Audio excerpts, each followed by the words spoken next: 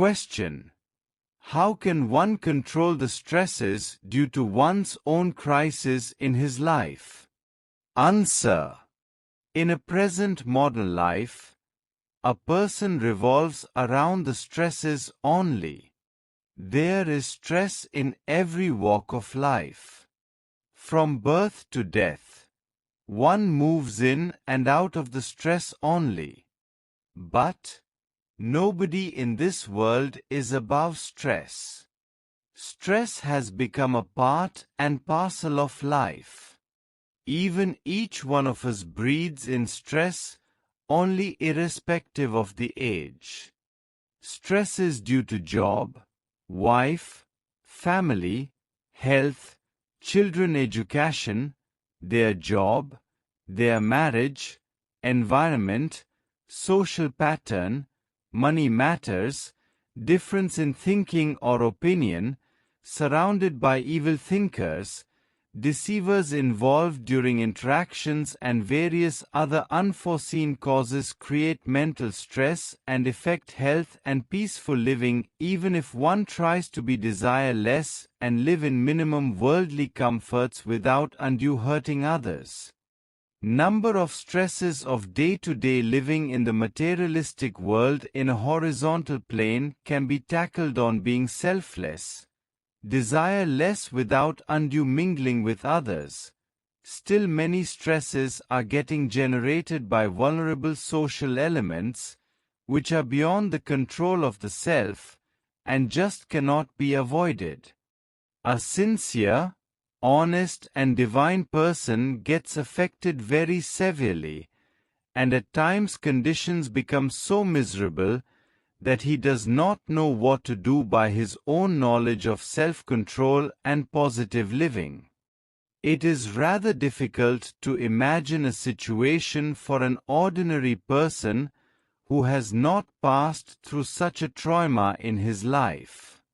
Furthermore, for a hypersensitive person, that is sadhaka or spiritual aspirant, such a situation becomes much more difficult and severe. Before going for more details of the stress phenomenon, literally and wordy meaning of the stress has been defined. In the word stress, S stands for sensitivity, T stands for transient, R stands for response, E stands for evolvement, S for stigma, and the last letter, S, stands for syndrome. It means stress is nothing but a sensitivity of a person towards transient response, evolving stigma for unavoidable syndrome. In short, it affects a sensitive person, that is a spiritual aspirant, more than an insensitive person. A common human being under stressed conditions is affected by high blood pressure, high blood sugar level, heart palpitation, mind irritation, sleeplessness, and various other physical problems. At a certain stage, the situation becomes very pathetic. Medicines may help temporarily, but the system cannot be rectified unless the cause of the stress is diminished or removed. To overcome and remove the cause of the stress is beyond one's own control, and added to these, sufferings due to physical disorders get aggravated. Gradually, situation becomes from bad to worse. Although one tries his level best to tackle the cause of the stress or problem by one's full efforts and capacity, but to resolve the concerning stress level issues are always deeply rooted. These issues need immense patience, involvement, compassion and peace of mind, besides in-depth subject knowledge, assistance, positive advice, and above all, God's grace. Even if one of these basic requisites gets distorted during the process of tackling the stress concerning issues, the physical ailments get manifested and become vividly visible. Now the issue arises, what is to be done? One needs to deeply ponder on this. Basically, it is required that one must have a philosophical outlook of human life, on the problem, and on any of such related issues. It is to be clearly understood that even by being good, honest, and totally positive in outlook, the various problems and issues can come up in the horizontal plane in day-to-day life. This clearly shows that to be even perfectly good in dealings, in words, deeds and thoughts, is not the only requisite to lead a trouble-free life in this world. Finally, it revolves around the prarabdha of an individual in this life after doing his level best to achieve his goal, to tackle stress or problem and to get success in life. At times nothing could be done, and one has to suffer without his involvement in undue activity. Under such conditions, one need not blame himself nor his associates and friends. One must be clear that this is the outcome of his past accumulated karmas, and he has to undergo the misery. It must be clear that life is a continuation. Even after death, one has to undergo the sufferings in his new birth as the net effect of his good or bad activities of the previous birth. Any problem in life comes to give its effect, and finally it gets resolved after giving some misery. So, the only solution is to pray to God for His blessings to get the miseries reduced because of the crisis. Prayers to Almighty under such adverse conditions give courage to the mind and tonic to the body. The other very important step is to avoid all types of mental and bodily stresses while undergoing the trials of the miseries because of the associated problems. Physical signatures of the body must be very intensely monitored by close attention of the mind towards the body. It must be very clearly known that under the effect of the stresses, the basic systems which get affected are the digestive system, breathing pattern and heart pulse rate.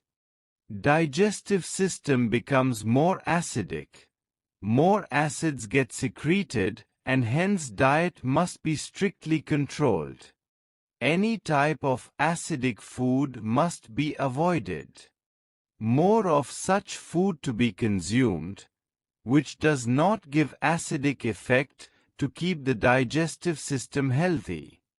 The breathing pattern should be kept tranquil as far as possible.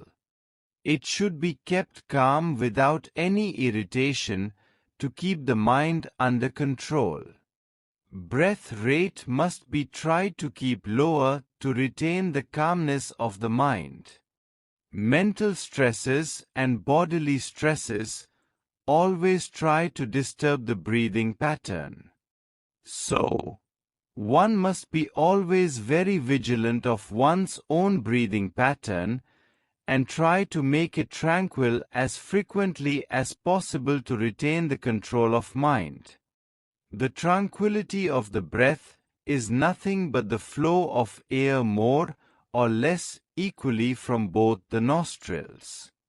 Furthermore, it must be remembered that the mind gets energy from the breath, as do the other systems of the body.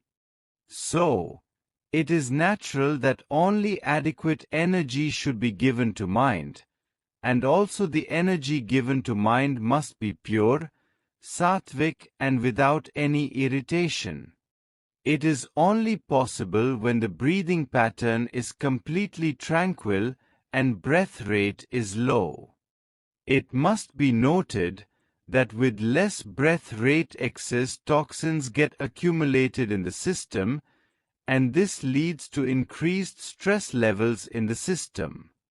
So, to tackle this problem, due attention must be paid that the time taken for breath out should be more than the time taken for breath in. In other words, gradually it is better to make air vacuumed in the system by exhausting or removing more of air or breath from the system and taking less of intake breath just to run the vital system of the body. If this is observed all the 24 hours a day during a crisis, then the stress levels in the system will not increase beyond the threshold level and the mind will tend to be self-composed. This will tend to control blood pressure, heart palpitation, acidity of the system, and sugar level in the body, and so on. Furthermore, increase of vacuum or shunyaka, to expel trapped air, in the system improves the digestive system. Besides this, urana prana must be increased or maintained in the system. This will add further to avoid any excitement of the system. Also, during stressful stage, if urana prana is passed through sushumna nadi more frequently, this will enhance the calmness of mind and give rest to the system. Under stressful conditions, to increase urana prana and its passage through the spinal cord becomes more and more difficult. But this is the only way to self-control and maintain tranquility of mind. On the other hand, indulgence in intoxication and use of tranquilizers to suppress the stress levels will tend to affect the mind adversely to make the right decision, and also tends to make the mind sleepy more frequently. The best and easier way to increase the urana prana in the system is to listen very deeply to the mantra being chanted mentally and or vocally in the process of each breath taken along with the navel movement. In conclusions, it is emphasized that to control the stress levels in the period of self-crisis in life, the best way is to pray for the grace of Guru, Mahavtar Babaji, and seek blessings of Almighty apart from to put the best self-efforts to come out from the crisis of the horizontal worldly plane as discussed above in details. The key process is to maintain vacuumed in the system, and by maintaining breath in suspended state helps to be with the Almighty as frequently as possible, besides using all possible ways and means to resolve the issues. All issues of the horizontal plane are time-dependent and no issue is permanent, but our attachment to the issues increases the stress levels, which is natural since all of us are in human form and ought to get affected by the blow of Maya, the illusion. There is no escape for any one of us. Maya has to be worshipped to gain its sympathy, and to get out of its blows and influences. Maya itself is Brahma and is created by God. Maya itself can dilute its effect, and fighting with it only worsens the situation. However, it is effective in surrendering to this almighty force, the Maya, for minimizing the miseries in life. In a nutshell, our sincere prayers from the depth of our hearts in the perfect silence mode, in the state of mergence with the Self, can only assist us and save us from all issues of stress and miseries of human life. There is no other perfect and absolute solution.